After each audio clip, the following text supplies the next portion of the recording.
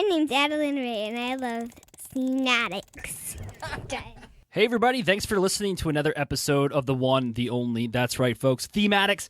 This time, Grace is back. That's right, episode number 32. She was vacationing with her family, but she is back. Join us on episode number 33. We have the privilege to interview Vicki Haverson. I'll say her name correctly this time. You'll hear the first part of her name. I say Haverson. It is Haverson. So sit back, relax, enjoy yourself, and make sure you listen all the way to the end, where we'll talk about how much we love Vicki's accent, and I'll share with you my secret sauce to the videos that I create on UnleashStrengths.com. All right, everybody. Thanks again for listening. And if you want to support this podcast, the best way you can do it is go to iTunes, subscribe, and please leave us a positive review. It's that simple, folks. This is Andy Sikolovich. Enjoy the show. See ya.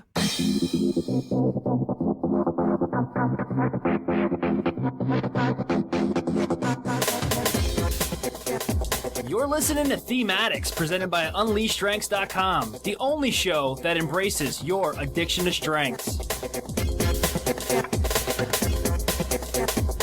Oh yeah, that's right, everybody. Welcome to the greatest podcast on the planet Earth. So far, we're moving out to different planets in the solar system, but so far, the greatest podcast on the planet Earth. That's right, folks. THEME-ADDICTS. My name is Andy Sikolovich. I'm a Gallup certified strengths coach and the owner of a coaching practice nestled right here in the small Midwest town of Clinton, Iowa, Unleash Strengths. I am a coach for hire, working with organizations to enhance employee engagement, boost recognition, and increase overall job satisfaction. If you are interested in enlisting the skills of a strengths coach, or you're looking for a speaker for your next workshop, conference, or seminar, consider giving me a call, 815-441-2219, or shoot me an email, Andy, A-N-D-Y, at UnleashStrengths.com. THEME-ADDICTS is a podcast series designed to highlight the massive impact the Clifton StrengthsFinder assessment has had on now over 12 million people. It's our belief here at Unleash Strengths the best way to promote its effectiveness and proven results is to interview those who've experienced the power of strengths-based development firsthand. Our guest today is intimately aware of her strengths and wants nothing more than to share her story in an effort to help you and others like you succeed. For more information or to schedule an interview for yourself, that's right, you too can be on THEME-ADDICTS. Again, email Andy at UnleashStrengths.com. Hit us up on social media, Facebook.com/UnleashStrengths, Twitter, at UnleashCSF. You can subscribe to our RSS feed and iTunes via the links on our website at UnleashStrengths.com. I do ask that if you listen to us on iTunes, go ahead and give us a positive review. It really helps our podcast grow. My co-host, finally back from her beautiful vacation, the one, the only, the talented Grace LeConte. Grace is Thank you. Oh, I'm so excited you're back. I didn't get a chance to do that last week. I missed you. I know. Grace is the owner of LeConte Consulting. You can find more information at LeConte, that's LACONTE consulting.com. Grace provides strengths-based training to management teams and groups. Grace, welcome back. How was your vacation? Thank you. It was so relaxing. I can't say enough good things about literally turning off your cell phone, and I had no choice because we were in the redwood forest of Northern California, which is breathtakingly beautiful. You could see the Pacific Ocean on one side and beautiful hardwood trees on the other side. But my goodness, we had no internet. Yeah, so I was not able to participate in the last podcast recording because I had no way of connecting with the rest of the world.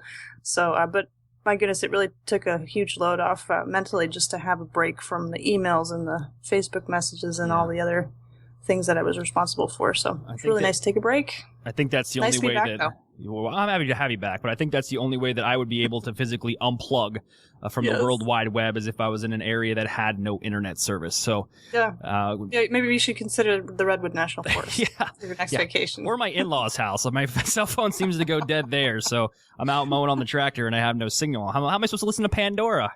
So it's the struggle is real, folks. But Grace, you're back. I'm happy. Everybody's happy. The weather here in Iowa is beautiful. The weather in your area, from what you said, is lacking a little bit of rain in the Pacific Northwest. Dry Portland, Yeah, dry Portland. That's weird. Mm-hmm. So this show, THEME-ADDICTS, all about StrengthsFinder, and what our real focus is interviewing those people who have used it time and time again to help themselves and others grow. And today is no exception. I want to introduce our guest today, Vicki Haverson. Vicki, how are you doing? Did I say your last name right? If not, correct me and tell us your top 5. Thank you, Andy. Thanks so much for having me on the show today. It's actually Haverson, but that's Haverson. fine. Many people pronounce it as Haverson, so I'm quite used to that. So my top 5 are Maximizer, Arranger, Input, Relator, and Empathy. Nice. That relator empathy. I like that a lot. So the first question we always ask is, who introduced you to StrengthsFinder and why? Like, how did it come into your life? Beginning of last year, I think I was going through a stage in my life where I kind of as a bit of a crossroads of not really sure what I want to do next. I know it's not really what I'm doing now. And I'd always been really interested in coaching and NLP. So I enrolled myself onto an NLP practitioner certification, which was also coupled with a coaching certification. And it was a 4-week course. And within the first weekend of doing the course, a guy called Mick Todd, who's also a certified coach and gone through the same path, came in to talk to us about his particular journey in coaching, and happened to mention that he was very familiar with his strengths and that he played to his strengths every day, and talked about an assessment that you could do online called the StrengthsFinder 2 assessment and Gallup. And he gave us the website. And I remember just immediately going, oh my goodness, I've got to go home tonight and take that assessment. It just, something inside of me just went, I want to go home and do that. And I did. So that evening I went back, did literally straight away as soon as I got in through the door, and was presented with my top 5. So for our listeners that don't necessarily understand NLP, can you explain what that is? Yes, so NLP is short for neuro-linguistic programming. So it's an amazing sort of set of tools and techniques to support you with coaching, but also in terms of sort of influencing, and also a lot of self-awareness. And a lot of what we did and we studied on the course was an amazing insight. It's given me some amazing additional tools, but it's also it is about, and it has a lot of synergies with the strengths work too, in terms of makes you understand that all people are very different, and we all have our different view of the world, and we all come at it through our own individual lenses and see things in that way. And the tools that it gave me in terms of self-discovery was fantastic. Grace, have you done anything with NLP? I have a lot of very strongly opinionated friends who have. And one of the interesting things I've noticed about the discussions I've had with them is that it's a method to basically rev up your influence on people. Is that right, Vicki? It's not to program someone's mind or to take advantage of them. It's more like a method that we all use normally in small doses, but there actually, you can see videos online of examples of how someone who's very gifted at this and has done a lot of training can actually put thoughts into people's minds that they would not normally observe, and then their decision making is kind of affected by how many of those cues are given. Is that right, Vicki? Yeah, I mean, I think it can be quite misinterpreted, and it is about influencing, but it's about influencing people in the right way and help to support influencing them towards change, and very much orientated towards helping them achieve their goals through using those techniques. Very interesting. I'll have to do some more research on that. I mean, I've heard of NLP, and I think Tony Robbins, I believe, is a big NLP guy. I'm not sure, but I'll have to do some more research on that because it sounds really intriguing. Since the day you sit there, you sit back, you get these top 5, and you start to realize, hey, this is pretty accurate. Talk to us about your strengths journey. What does that look like? How do you apply your strengths and your talents, both personally and professionally? I think it was really interesting for me. So when I first got my top 5, and I thought, yeah, this does sum me up really well, and this is great. And without really realizing it at the time, or I look back and recognize it now, as my strengths almost went into overdrive. So I needed to find out as much as I possibly could about my strengths, those top 5 strengths. all about Gallup, the Strength Finder assessment. So using my maximizer, my input. What I later also then discovered is that I've got learner within my top 10 when I unlocked my 34 a couple of months later. So I did literally gather and start gathering resources, you name it, articles online, books, talking to other people who'd been involved and are involved in strengths to really start to develop my knowledge and understanding. And when I then a couple of months later unlocked the 34, I think I had one of my first real sort of aha moments as well, because it made sense to me as when I saw the others within my top 10, which are individualization, learner, connectedness, achiever, and self-assurance. Those all made sense along with the others that I'd already discovered in my top 5, as well as the ones that sat at the bottom. And a lot of what I started to do, I'd read Now Put Your Strengths to Work by Marcus Buckingham. And what I loved about that was starting to really get to understand in myself what were some of the things that I was doing that were weakening me, where I felt really depleted, where I wasn't feeling energized, versus, what are the things that I'm doing where the time is going really quickly, where I'm feeling really energized, really happy, ecstatic, even though, it's been a long day, but I felt on top of the world. So those really, really helped me to get to grips. And I'm 13 weeks now into my certification with strength strategy. And that's where I found, some really big aha moments about really helping to understand both in myself and others, but what are the things that my strengths contribute? What do they need? What do they get triggered by? When I feel frustrated, I can now relate it back to the needs of my strengths aren't being realized, or they're being frustrated by something, and where I do have a tendency to overuse my strengths as well. Yeah, the overuse part is something that's very insightful, especially for me at the time when I found out Woo communication are in my top 5, and I thought, oh, this is why I naturally like to speak in meetings. This is why I love going to social events, shaking hands, meeting new people. But I quickly realized it's also time when I overuse those talents a little bit, and it puts others on the defense because they're not used to the social butterfly cruising around the room, shaking hands, wanting to meet everybody. So you got to kind of throttle back a little bit. Yeah, Vicki, I had a realization a few months ago. I've worked for 8 years in the health information management field. And actually, Andy and I were just speaking about this before the call here. I was a medical transcriptionist for a few years, which is, it sounds like it's a secretarial job, but it's actually interpreting and kind of having insight into the thought process of a physician who's dictating in order to create a medical report of a visit that was conducted with a patient. So in our country, we have this whole process of documentation, and this role is very important to that. It's been switched a bit to electronic means. But I've been in this industry and then now working with management and managers in the field.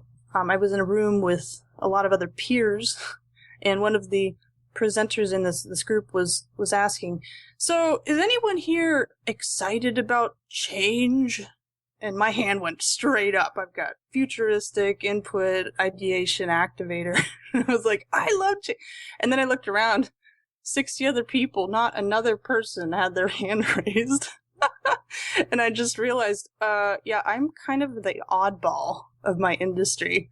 I have these strengths that come out in, enthusiasm for seeing possibilities. But most of my peers in the world that I was in for that long are not interested in those things. And they're much more, achiever and consistency and deliberative and discipline. Those are the strengths that kind of drive them. So I looked around and I was like, there is a definite difference between how I see things and how my peers do.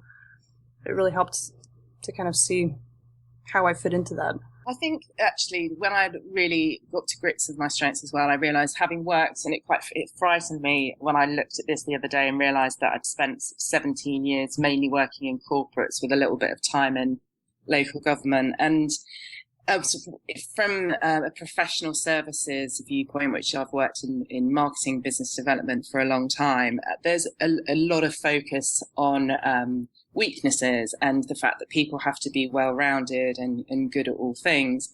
And I think I began to realize that actually the focus on weaknesses and coming at things from a deficit mindset has been a massive frustration of mine for so long, particularly with the maximizer in me, the individualization.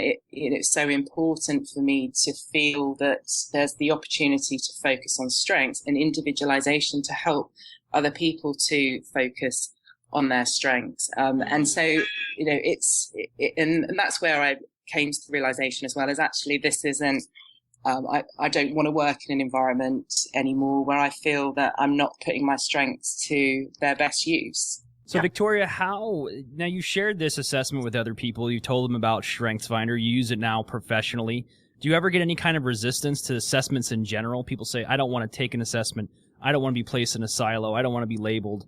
And if so, how do you kind of get around that? And how do you explain to them what StrengthsFinder is all about? I think for me, I put my strengths as best I can to use when I'm talking to people about the assessment, and try to gauge from some of the language when I'm talking to them and where I think that their strengths might predominantly lie, and how to look to, I guess, influence them to move towards want to take the test. I haven't had anyone say, I don't want to do this. And I think when I'm in front of someone and talking to them about it, because I feel so passionate, I think that then comes across. So they might not go away and take it immediately, but eventually they kind of get in the grips of, oh, this is something that I must do because it's reinforced and reinforced. And I think when you explain to people some of the, the personal journey that I've gone through, but both personally and professionally as a result of doing the StrengthsFinder assessment and what that's done for me and my family and my relationships as well.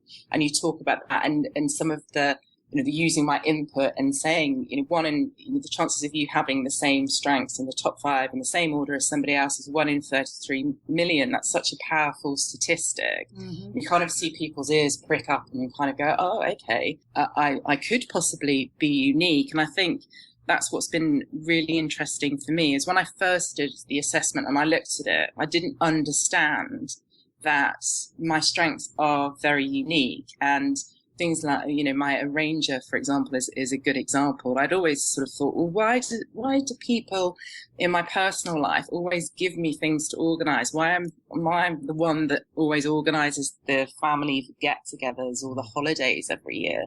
And then I realized, well, actually, it's just what I'm good at. And when my husband did his 34, consistency is my number 34. Oh, so it's mine. It's number 1. I think there's a theme, isn't there? Because we, the 3 of us collectively have consistency quite low down. And it was suddenly, I get that. I get why he likes to follow a process, and he has adaptability as well, which is interesting because it means that together combined, if we need to suddenly change something, he will just jump in. So day to day, he likes a process and he likes to follow rules, but he will adapt when necessary. So, and we need those complementary partnerships. They're so important, both personally and professionally. And I will go to him, and because of the individualization in me, and he'll say, actually, I don't think that is fair because of this, this, and this. And then I can get that other viewpoint, which is so important. Vicki, we mentioned earlier that you live in Dubai, United Arab Emirates. Yeah. Would you mind just sharing shortly the journey of how you got there? Are you there with your family? Yeah, I'm here with my husband. So it's nearly 5 years now that we've been out here. So I moved out here to work with a law firm heading up, initially as a manager in their team looking after business development, and then moved to the firm which I was with until fairly recently, heading up marketing and business development for the region. And it's been, an amazing 5 years since we've been out here, and the mix of and the diversity of cultures and the opportunity to work across those and the different jurisdictions in the region has been fantastic. I think that what is really interesting here as well is that there are some, if you look at the Gallup report on the state of the workplace, the Middle East does have some challenges around levels of engagement. So here, I think when they did that survey and they surveyed the local population, they found that actually here there are the lowest levels of engagement in the world. So there are challenges around that, but it's fantastic. It's changed so much just in those nearly 5 years that I've been here. In Dubai particularly, it's grown and developed. So it's an amazing place to live. That's fantastic. I grew up in the country of Italy, and I spent my entire childhood around internationals, and I myself was a foreigner for a lot of those years. So I know how exciting it can be to connect with people that are much different than you. I noticed on your Facebook page that there are a lot of photos of different strengths groups that you have met with in Dubai. Are you heading up a group there?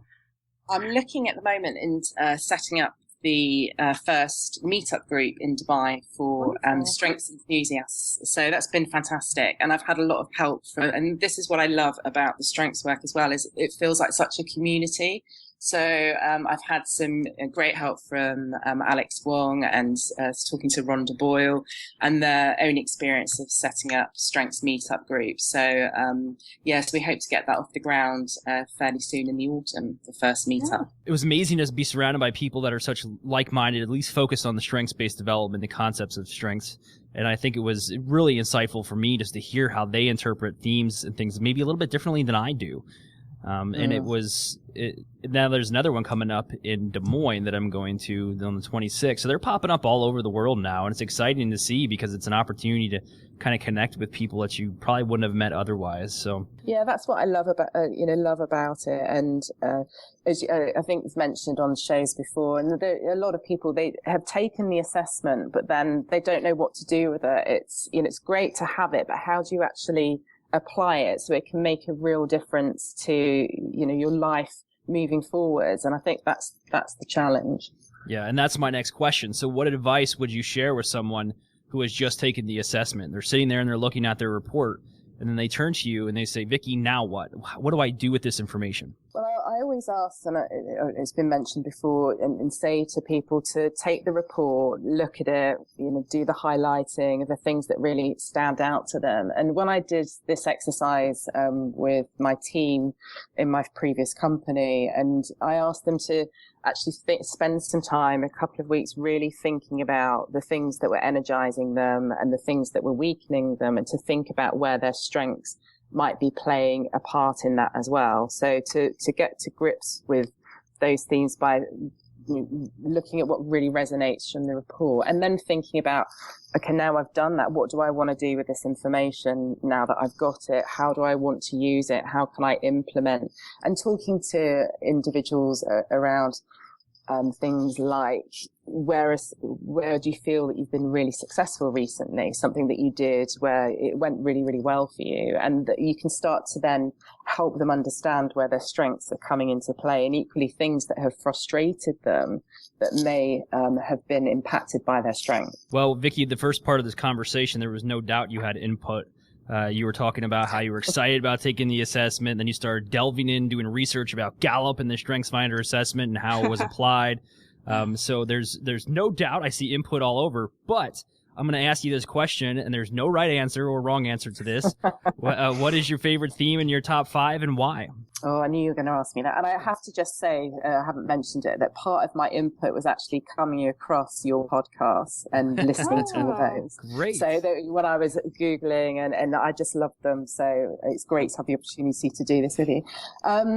It is a tough one. I would probably have to say that I would pick my maximizer, not because it's my top theme, but because I see it is overarching to all of my other strengths, and it has an impact. So with my input, it's all about getting the best information.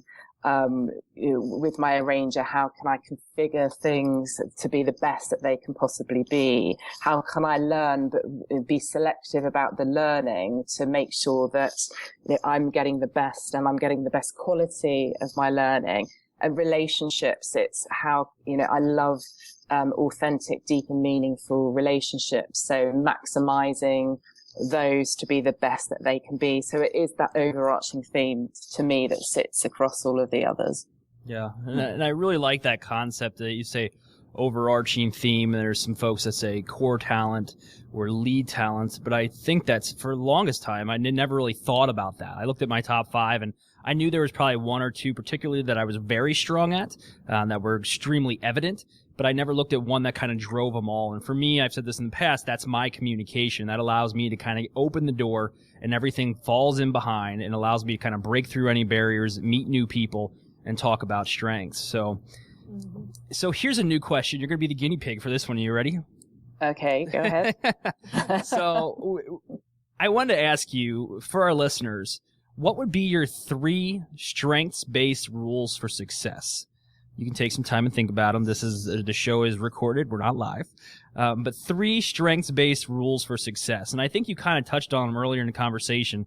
One of the reasons that you said you were getting frustrated with, I don't know if it was just corporate work in general, but being able to say, hey, we've been running on a deficit for so long. Let's talk a little bit about maybe those 3 strengths-based rules to get people to that next step. I think, one of the things that's been really important for me in terms of my success, both, very much personally and professionally, has been that understanding of, what is it that my strengths need, and where can they be triggered into, what are my internal triggers, what are my external triggers that can put me into a place where I'm not being effective in terms of the relationships that I want to work with. So that might mean that I could be triggered to just think, oh, well, I'm not going to deal with this anymore. I'm just going to go off and do this on my own because that person has triggered me, because I'm not able to use my strength of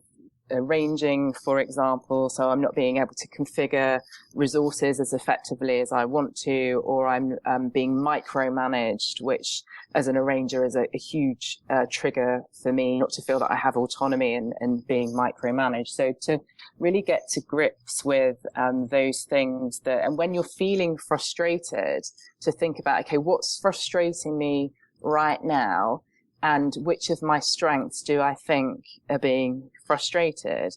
And often, I've seen some sort of patterns with me where it's quite interesting. My family have sort of said to me before, you're a bit overbearing and controlling.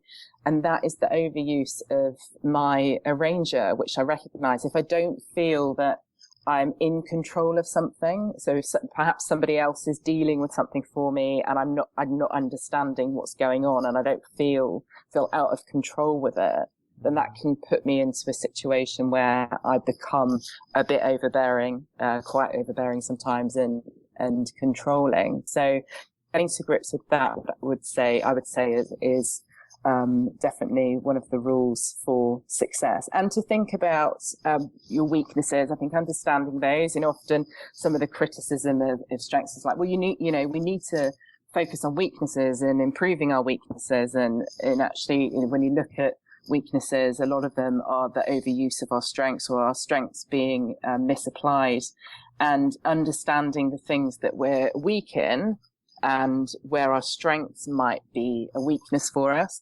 But also, okay, if I'm not good at fixing problems, and I recognized this when I took my 34 and I saw restorative, I was like, yeah, actually, when something is broken, I really, really struggle with that. If the washing machine breaks down, for example, in the house, I just want to throw it away and buy a new one. I don't even want to think about fixing it. And I get incredibly frustrated. And I've realized that for a long time in my work as well, it's like, come to us with a solution to the problem.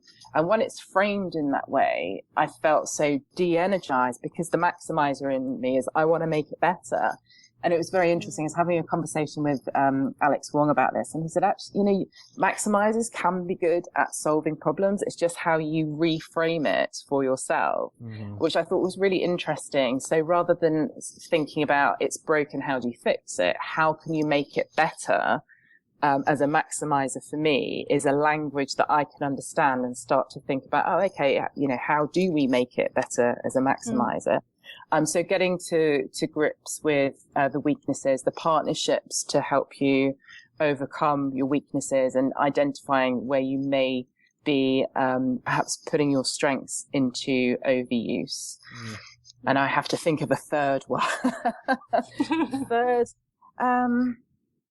Third rule for success, I think it is really, what do I want to do with this? You know, I understand this. I understand my strengths. How do I want this to help me? You know, the strengths, and focusing on strengths can give you so much more confidence. It can make you feel that you're fulfilling a life of purpose, but it's understanding what it is that you want to do with it. And I think it took me, it was a journey, and it's not overnight, and you have to work at it. So if you're going to make your strengths work for you, it has to be something that you put time and attention into really understanding. And, you know, before I can go out, and I've done quite some training and workshops and things now and coaching, but before I started to do that, I had to put, to give it the analogy of the plane, I had to put the oxygen mask on for myself and really get to grips with my own strengths and understand it, so that I can feel that I can coach from the best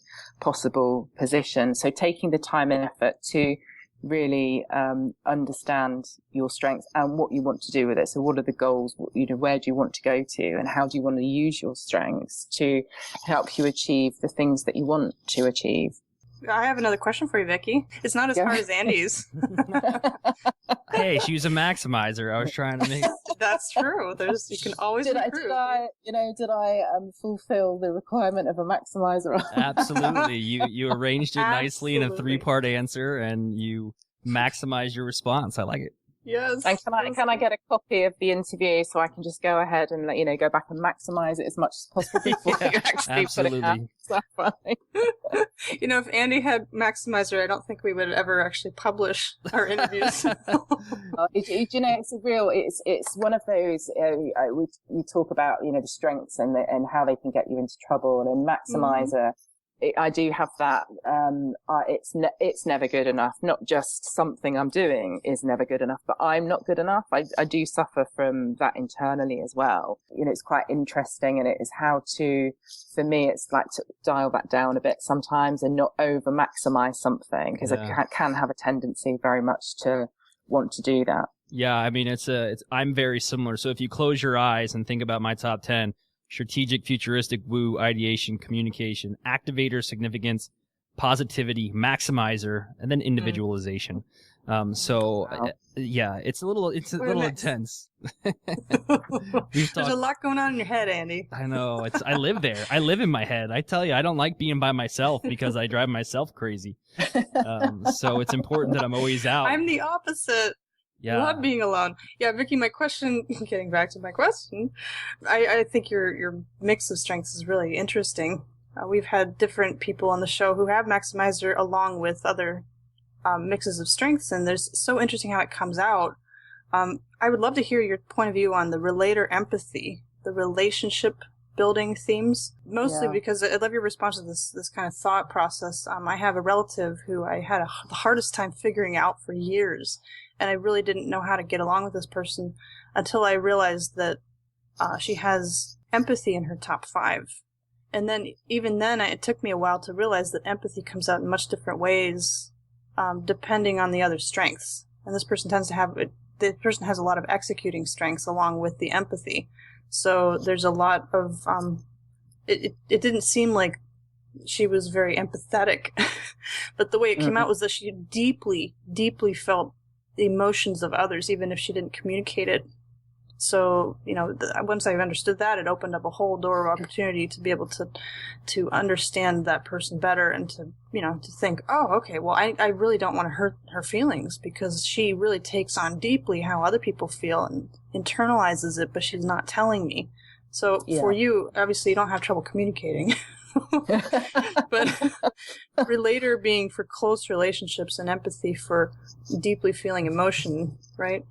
how does that Yeah. play out with the rest of your strengths? Yeah, that's a really interesting question, because I have, in my top 10, I've got 4 relationship themes, with individualization and connectedness being the other. So relate is interesting, particularly, living out here and moving out here, which took me away from a lot of my close family and friends, because close relationships are really important to me. So I think from quite a young age, the relator in me sort of played out along with the empathy. So people and my friends would seek me out to talk to me about something, be it something they were going through, or a specific sort of topic or feelings that they had or need. So I recognize that I tend to work really well with people who tell me what it is they want to accomplish in life, which is, the maximizer. How can they take themselves from good to great? So I work really, really well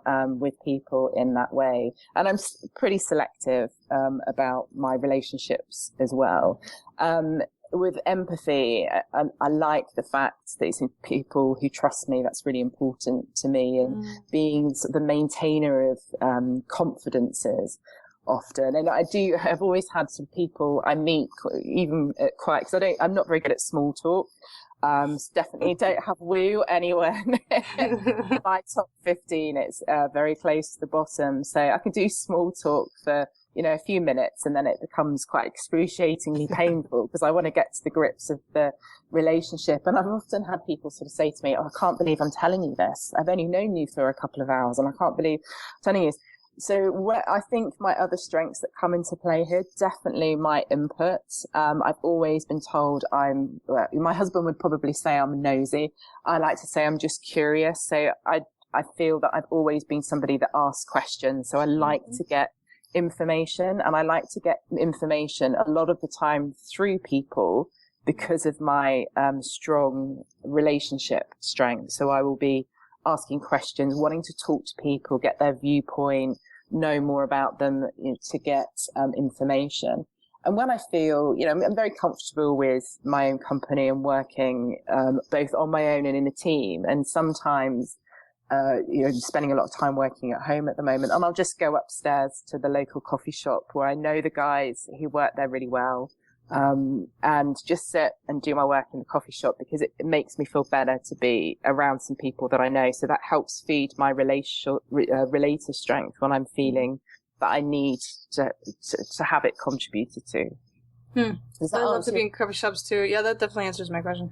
I'll actually go in coffee shops with earplugs and find a quiet little table where I can observe from a very introverted corner. Like earplugs, it's crazy. Like you're mowing the lawn and you're wearing earplugs. Like type the little earplugs? squishy earplugs that you can kind of squish your fingers and put in. No, and then I can be in my own private, strategic little world. That's my worst nightmare. That's be punishment for me. I can't do that. I'm kind of like Vicki. I need to be around. We had this conversation with Ian Pettigrew in our last episode of Theme-ADDICTS, and him and I both discussed we work so much better. We don't need to be integrated into a team. We don't need to be focusing on a single task or a solution to a problem, but we just need to be around people.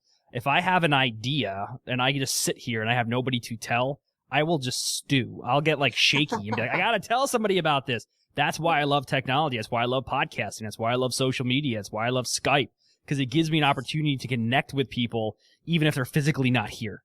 And that's something that's very, very important to me. And it's one of my keys to success, is being able to connect with others and share my ideas for the future, ideation, futuristic, and just kind of move forward. If I'm left alone, I will spend so much time in my own head, and it's not a good place for me to be long term. I'll tell you that right now. So, well, thank goodness we have this way to connect, and we're merging opposite sides. Well, the center of the U.S., the West Coast, and now Dubai, which is across the Atlantic Ocean from us. Yeah, I have some friends in Dubai as well. They're UAE, they're air traffic controllers, so there's a lot of contracted air traffic controllers from the U.S., especially in the United States Air Force, often take jobs over there in UAE. So, and actually, I flew through there on my way to Iraq the first time. So it's an interesting destination. I'd like to come back and visit. So, yeah, you'd notice a lot of change as well. It's just changes all the time. I went away for 5 weeks recently. I went home to the UK because we're in the summer here. It gets very quiet, and I came back and I'm like, how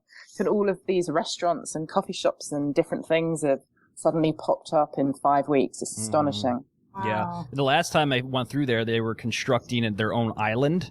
I think it was in the shape of something. Is that still happening? The Palm. The Palm, yeah. Yeah, goodness, that would have been, I don't even know now. It's before I moved out, at least 6-7 years old now, at least or more. You're old, Andy. I'm You're just old. Yeah, I'm an old guy. Yeah, no, I was. So, Vicki, we're going to close this bad boy up, but I am so glad you joined us on THEME-ADDICTS. Your insights were amazing. I took a lot of notes here. And if our listeners are tuning in, they say, man, that Vicki Haverson, see, I said it right that time. I really want to connect with her. How can they reach you? They can email me at Vicki at thestrengthsbox.com, or can go to the website, which is www.thestrengthsbox.com. Very good. Grace, do you have any... Box is spelled B-O-X, correct? Correct, yeah. Grace, you have any questions for Vicki before we close this out? I'm just thrilled to connect with you, Vicki. I'm so glad I get to hitch my wagon onto Andy and be part of this podcast because I've met the most interesting people. So thanks so much for being on the show. No, you're welcome. I've really enjoyed it. Thanks very much for having me. It's like a strength caravan. We're all moving. I love it. We're all moving in the same direction. Great. I love it. I absolutely. I have. I was just thinking about something you said the other day, and it's which I listened to, and it's like actually, the train is leaving. So if you want to get on the train, go on board, and let's all go together. And I just love that. I think that's fantastic. Yeah, I think that was a rant I went off on for a little bit, but yeah, it was great. Get on board or stay behind. I could care less either way. So I want you to come, but I can't force you to. So if you want to get involved, let's do it. Very good. Thanks again, Vicki, for being on the show. You guys can find us at unleashstrengths.com. THEME-ADDICTS is available on iTunes as well. Just go to iTunes, search THEME-ADDICTS. There's also links all over our website. Again, if you do listen to us via iTunes, I ask that you subscribe and leave us a positive review. Those reviews really help our podcast kind of reach the top. All right, everybody, this is Andy from Unleashed Strengths, and I'll talk to you guys soon. See ya. Thank you for listening to another episode of THEME-ADDICTS presented by UnleashStrengths.com. Remember to embrace your strengths and always stay addicted.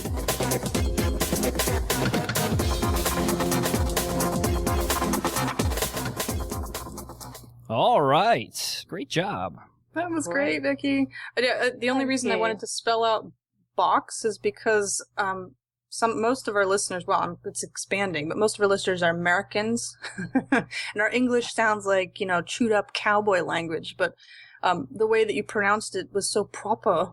Books. It sounded to me in my American English kind of like books, B-O-O-K-S, so I wanted to make sure that the spelling was proper. Otherwise, I don't know what the strengthsbooks.com looks like, but I love interviewing people from the UK.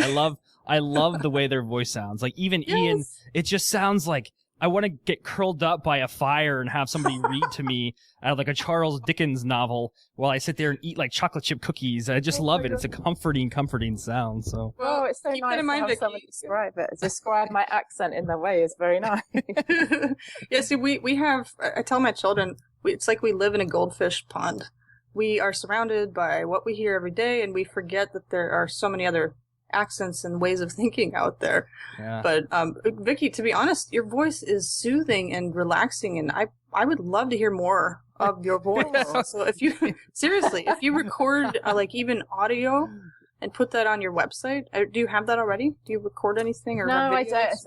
The website's really new, so I'm just in the process of looking at setting up my own business here. So literally the website is just there, and I look at yours, Andy, in real envy and all those amazing videos that you've been doing. And it's like, how does he do this? I would not have a clue. Yeah, I cloned myself. That's the secret.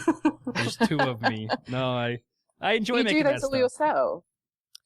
Well, I outsource some of the video production. So what I do, Grace and I were just having this conversation, is I'll write the script for the videos. I'll do the voiceover. I will grab all the graphics that I want. So basically, I'm getting all the pieces to the puzzle. But where I lack is as we went back down and say consistency is my number 34. Well, 33 is discipline. So I lack the ability to teach myself how to use Adobe After Effects and some of those video creation programs. But I have a good friend of mine who I've been working with for about 3 years, is excellent at it, and he knocks it out in probably about a quarter of the time that I'd be able to do it, and he does all that stuff for me. So, but it's just true to the fact with business development. That's why I love strengths-based development, because I think it holds hands very nicely with business development and especially entrepreneurship. Because as a business owner, especially if you're going to be a solopreneur, you're going to be all by yourself like I am, you have to find people who fill in those voids where you have lesser talents. If you don't, you're going to destroy yourself and you're not going to grow. And that was my Achilles heel when I started the business, was I was spending so much time focusing on the logistics of building a business with, the U.S. tax information and sending out invoices and maintaining a budget and putting together a business plan. It sucked the life out of me. So I just said, how can I get out and just tell people about what I want to do? How can I tell people about the solution that I have now to their problems? And that was just me getting out and joining a whole bunch of nonprofits and local groups here in the community. And then finding somebody who got excited about Excel spreadsheets and then sending them the request to do that for me. And immediately once I made that decision, I took that action, things started to turn around. Just because this episode is over doesn't mean you have to stop watching. Click here for more episodes of the amazing podcast, THEME-ADDICTS. And as always, stay addicted.